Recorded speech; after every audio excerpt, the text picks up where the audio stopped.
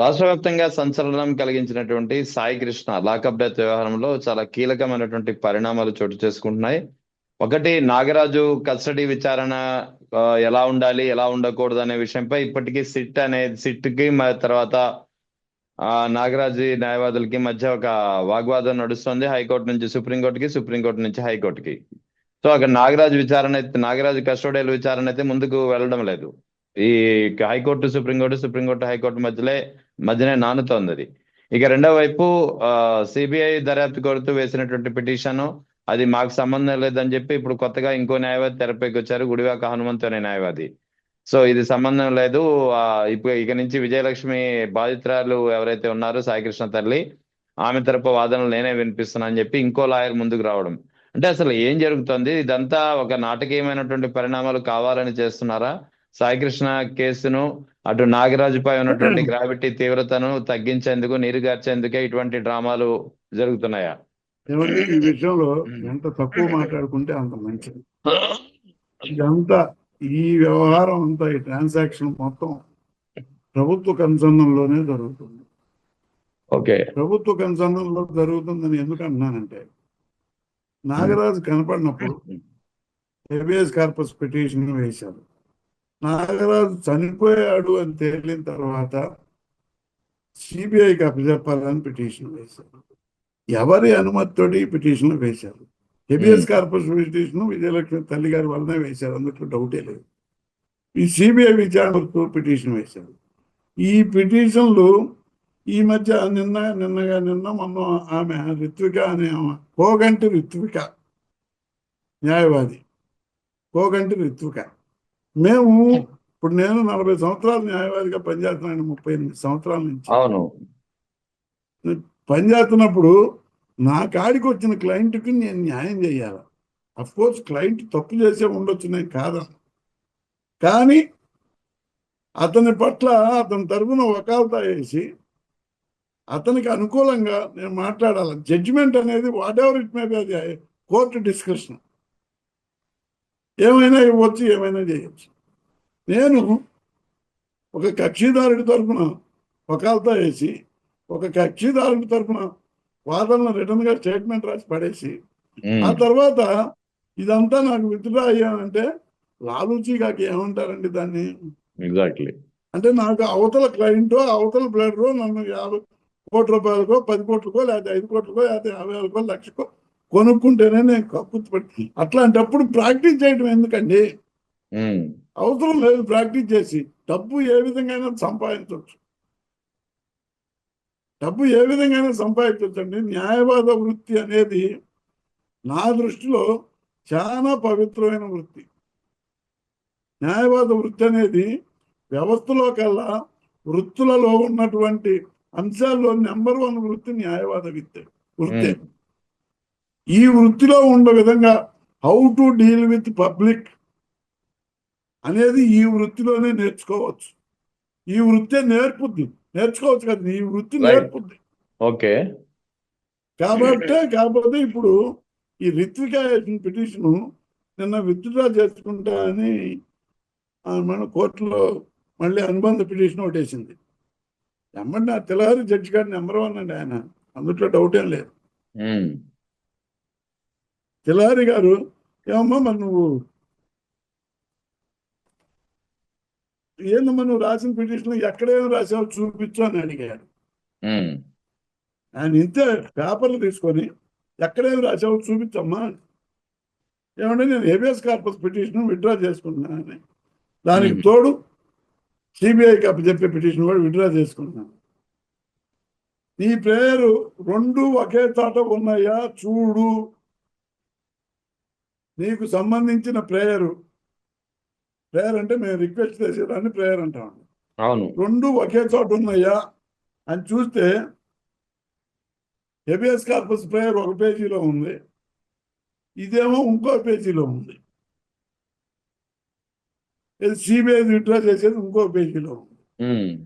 అప్పుడు అమ్మన్న జడ్జి గారు పాయింట్అవుట్ చేశారు, అమ్మ ఇదేంది, ఇది నీకు మంచి పద్ధతేనా? హెబియస్ కార్పస్ పిటిషన్తో పాటు నీ ప్రేయర్ దాంట్లో ఇది కూడా ఉండాలి కదా, అది వేరుగా ఉంది, అసలు నువ్వు సిబిఐకి అప్పచెప్పాలనే పిటిషన్ ఎందుకు విత్డ్రా చేసుకుంటున్నావు? ఉమ్, దానికి రీజన్స్ నువ్వు చెప్పిన రీజన్స్ సరిగా టాలీ కావట్లేదే. దీంట్లో ఏముందో మతలబు? కాబట్టి మేము హెబియస్ కార్పస్ పిటిషన్ విత్డ్రాకి పర్మిషన్ ఇస్తున్నాము. సిబిఐ పిటిషన్ మటుకు మేము విత్డ్రా పర్మిషన్ ఇవ్వలేదు. కానీ నీ మీద ఎందుకు చర్య తీసుకోకూడదని నోటీస్ కూడా ఇచ్చారండి. ఇది మీకు ఓకే. తెలుసో లేదో. రిత్వికా గారికి మీ మీద ఎందుకు చర్య తీసుకోకూడదని నోటీస్ కూడా ఇచ్చారు. అంటే ఇక్కడ ఈ మొత్తం వ్యవహారానికి ఎవరైనా పెద్దల హస్తం ఉందంటారా? వాళ్ళు ఈ మొత్తం వ్యవహారాన్ని నీరుగార్చేందుకే ఇలాంటి ప్రయత్నాలు జరుగుతున్నాయా? ఈ కేసులో విజయలక్ష్మి గారు ఎప్పుడైతే హేబియస్ కార్పస్ పిటిషన్ వేసిందో, ఉమ్, ఆ వేసినప్పుడు కోర్టులో వాదనలు వచ్చినాయో, ఆ ఉమ్, వాదనలు వచ్చినప్పుడు వాదనలు కొత్త జడ్జి గారు విన్న తర్వాత ఉమ్, గవర్నమెంట్ ఒక కంక్లూజన్కి వచ్చింది. ఆ అబ్బాయి చనిపోయాడు, ఆ అబ్బాయి చంపబడ్డాడు అనే కంక్లూజన్ వచ్చి పబ్లిక్ ప్రాసిక్యూటర్ గారు చెప్పాడు. ఉమ్, ఆ అబ్బాయి చనిపోయాడు కాబట్టి ఈ సమస్య ఉత్పన్నం కాదు అని చెబుతూ ఆ పబ్లిక్ ప్రాసిక్యూటర్ గారు ఈ విజయలక్ష్మి కేసును టేకప్ చేశాడు. Um, as an government advocate he take up the case on behalf of Vijayalakshmi. Um, అంటే అప్పుడు దాకా హేబియస్ కార్పస్ ప్రైవేట్ పెట్టుకుంటే, చనిపోయిన తర్వాత ఆమె తరఫున పబ్లిక్ ప్రాసిక్యూటర్ గారికి చేశారు. ఆ తర్వాత ఈ పబ్లిక్ ప్రాసిక్యూటర్ గారి తాలూకు సంబంధించిన ఇంకొక మనిషి సిబిఐకి ఇవ్వాలని వేశారు. అదంతా ఒక డ్రామా అండి. ఉమ్, ఇదంతా ప్రాసిక్యూషన్ కౌన్సిల్ ఆఫీసులో కూర్చొని గవర్నమెంట్ ఆడిస్తున్నటువంటి పెద్ద డ్రామా ఇది. ఓకే. ఆమెకేమో తెలియదు, ఉమ్, ఆమెకేమో ఎవరన్నా చెప్పే పరిస్థితి అంతకన్నా లేదు. ఉమ్, చెప్పాలన్నా కూడా ఆమె చంద్రబాబు నాయుడు గారిని కలిసింది. జగన్మోహన్ రెడ్డి గారు వాళ్ళ ఇంటికి పోయి కలిసిన తర్వాత ఆమె చంద్రబాబు నాయుడు గారి దగ్గరికి పిలిపించారు. చంద్రబాబు నాయుడు గారి దగ్గరికి పిలిపిస్తే ఆమె అక్కడ చంద్రబాబు నాయుడు గారు మంచోడయ్యా, మాకు సాయం చేశాడు, మా పిల్లగాడిని కనిపెట్టి పెడతా అన్నారు అని ఆ స్టేట్మెంట్ ఇచ్చింది. వాటన్నిటిని ఆసరాగా తీసుకొని గవర్నమెంటే లాయర్లని కొనుక్కుంటూ ఉమ్, వాళ్ళే ఇంకొక లాయర్ని క్రియేట్ చేసి మళ్ళీ ఉమ్, కొత్త పిటిషన్ చేసి కోర్టుకి ఎవర్షన్ వచ్చే విధంగా, కోర్టు విసుగు చెందే విధంగా, ఏమో పద్యానికి పదవి పిటిషన్ వేస్తారని ఈ కథ తీసి పక్కన పడేయండి యా, అర్థమైంది. అనే విధంగా క్రియేట్ చేస్తుంది గవర్నమెంట్. అదే విషయం నిన్న జస్టిస్ లేసా గారు క్లియర్గా అడిగారు. ఉమ్, చీఫ్ జస్టిస్ లేసా గారు క్లియర్గా అడిగారండి, ఏంది ఈ కేసులు, ఏంది ఇదేంది, దీంట్లో కావాల్సింది ఏంది? అసలు సిట్టు విచారణలో మేము ఒక ఆర్డర్ ఇస్తే సుప్రీంకోర్టుకు ఒక ఆర్డర్ తెచ్చుకున్నాను. మేము 12 రోజులు ఇచ్చి 12 రోజులు ఒకరోజు మిగతాది సెంట్రల్ జైల్లోనే విచారణ చేయమంటే వాళ్ళు సుప్రీంకోర్టుకు పోయారు. వాళ్ళకి అర్హత ఉంది కాబట్టి పోయారు, తెచ్చుకున్నారు. సుప్రీంకోర్టు 7 రోజులు తగ్గించింది. 7 రోజులు ఏళ్ల పరిధిలోనే చేయమని చెప్పింది. మాకు అభ్యంతరం లేదు. కానీ సిట్టు చేసే దర్యాప్తు మొత్తం మాకు అందుబాటులో ఉండాలని జస్టిస్ లేసా గారు నిన్న సూపర్గా అసలు ఎక్స్ట్రా ఆర్డినరీగా ఆమె ఒక ఆర్డర్ జారీ చేసింది.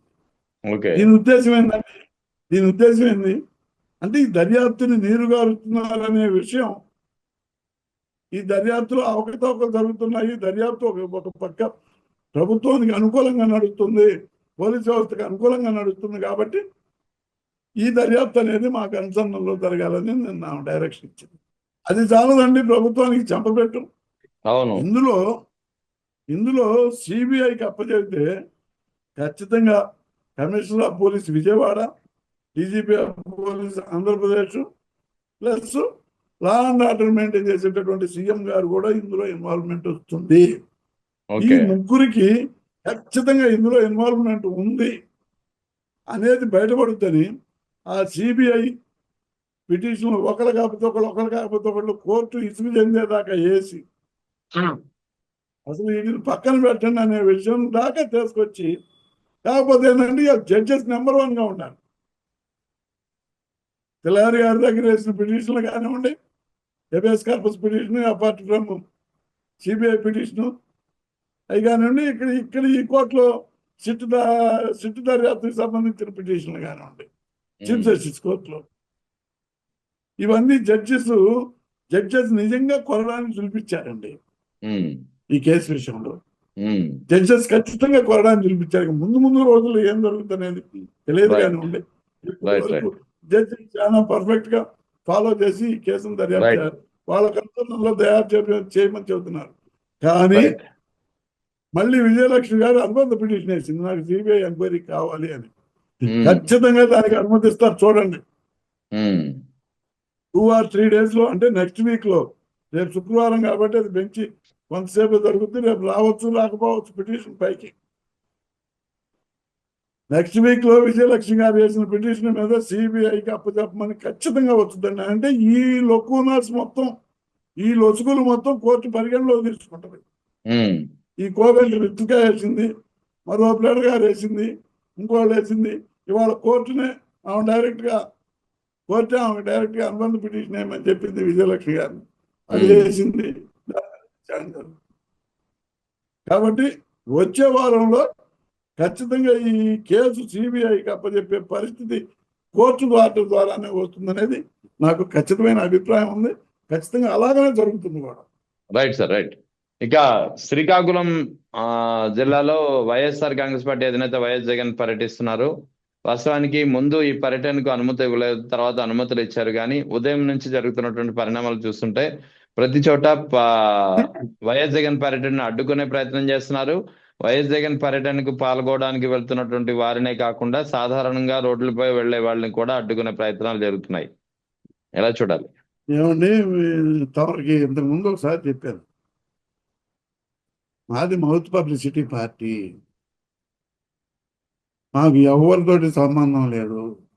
ఏ సోషల్ మీడియా తోటి సంబంధం లేదు, సైన్స్ మీడియా తోటి సంబంధం లేదు, మ్యాథ్స్ మీడియా తోటి సంబంధం లేదు.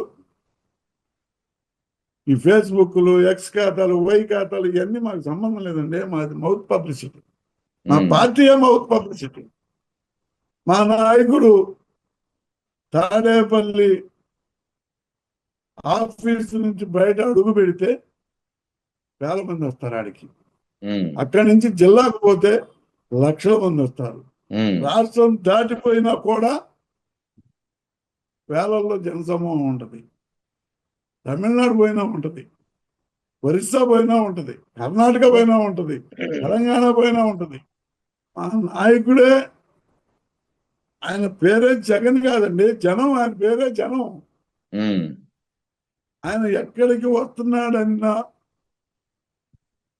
జనం ముందుంటారు. ప్రజావాహినిని ఏ పోలీసు వ్యవస్థ, ఏ ఆంక్షలు ఆపలేవు. కాబట్టే చంద్రబాబు నాయుడు తీవ్ర స్థాయిలో భయపడుతున్నాడు. కాబట్టి ఈ ఆంక్షలని తీవ్ర స్థాయిలో మనం ఇంత చేస్తున్నా, గొడ్డల పార్టీ అన్నా, గొడ్డలు తిప్పుతాడన్నా, కత్తి పార్టీ అన్నా కూడా ఈ జనమందరూ జగన్మోహన్ రెడ్డి ఎందుకు పోతున్నారు అనే ఆలోచన, భయం చంద్రబాబుకి వణుకు పుట్టిస్తుంది. కాబట్టి పోలీసు వ్యవస్థను ఉపయోగించుకొని జనాన్ని కంట్రోల్ చేయాలనే ఆలోచనతోటి జనాన్ని పెంచుతున్నారు వాళ్ళు. Right, right. ఓహో, జగన్మోహన్ రెడ్డి గారిని వస్తున్నారు, ఇవాళ పోలీసులు ఎట్టాపుతారు చూద్దాము అని ఊళ్ళూళ్ళు కలిసి వచ్చే పరిస్థితి. మామూలుగా అయితే జగన్మోహన్ రెడ్డి గారిని చూడటానికి నా పోటీ 10 మందో 20 మందో లేకపోతే ఒక 50 మందో పోతారండి. అట్లా కాకుండా ఇవాళ జగన్మోహన్ రెడ్డి గారికి అబ్బాయి 8 కార్లకే పర్మిట్ ఇచ్చారంట, 9వ కారు పెడితే ఆడు పేల్చేస్తారంట పోలీసులు తుపాకులతోటి. మరి ఈ తుపాకులతో పేల్చే నేపథ్యంలో మన జగన్ రెడ్డి గారికి ఏం జరుగుతుందో బాధాపడలేదు. ఊళ్ళూళ్ళు కలిసి వస్తున్నాయి.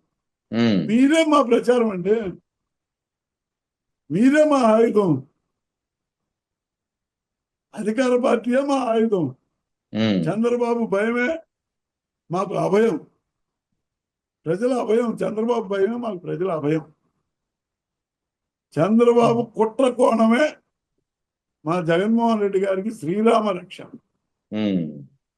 ఆయన ఎంత కుట్ర చేస్తే అంత భగవంతుడు జగన్మోహన్ రెడ్డి గారిని దీవిస్తున్నాడండి. కాబట్టి వీళ్ళు ఎన్ని చేసినా రాష్ట్రంలో ఉన్న పోలీస్ వ్యవస్థను మొత్తాన్ని నేషనల్ హైవే మీద పెట్టి ఆగమన్నా కూడా ఒక్కొక్క పోలీసుకు 100 మంది చొప్పున వచ్చి మయగదాన్ని గులాబీ పూలు ఇచ్చి పక్కకు తీసిపోయే పరిస్థితి. ఉమ్, మా పార్టీ ఎప్పుడు సామరస్యంగానే చూస్తుంది. మా పార్టీ ఎప్పుడు వివాదాల జోలికో తగాదాల జోలికో వెళ్ళట్లేదు. రైట్. మీరు బాగా గమనించండి. ఇప్పుడు 2 సంవత్సరాల 2 నెలలు అవుతుంది.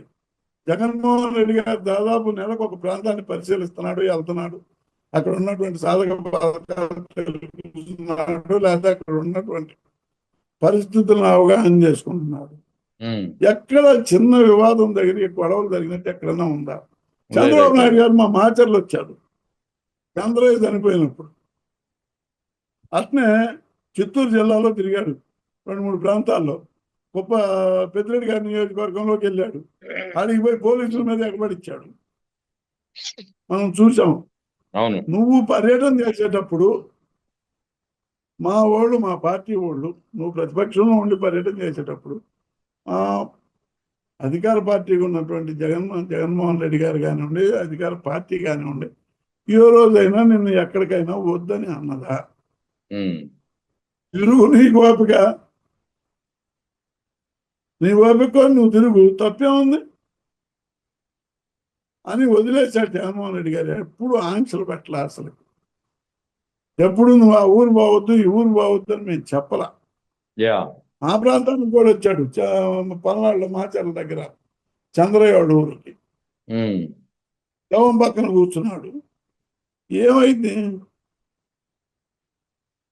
ప్రజలు అధికారం ఇస్తారండి, దాన్ని ప్రజా ప్రయోజనాలకే ఉపయోగించాలా. ప్రతిపక్ష ఉమ్, నాయకుడిని అంతం చేయాలని ఆలోచన చేస్తే ప్రజలు తిరగబడతారు.